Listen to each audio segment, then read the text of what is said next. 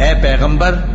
جب مومن تم سے اس درخت کے نیچے بیعت کر رہے تھے تو اللہ ان سے خوش ہوا، اور جو صدق و خلوص ان کے دلوں میں تھا وہ اس نے معلوم کر لیا، تو ان پر تسکین نازل فرمائی اور انہیں جلد فتح عنایت کی، اور بہت سی غنیمتیں وہ آئندہ بھی حاصل کریں گے، اور اللہ غالب ہے، حکمت والا ہے۔ اللہ نے تم سے بہت سی غنیمتوں کا وعدہ فرمایا ہے کہ تم ان کو حاصل کرو گے،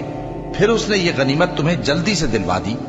اور لوگوں کے ہاتھ تم سے روک دیے۔ غرض یہ تھی کہ یہ مومنوں کے لیے اللہ کی قدرت کا نمونہ بن جائے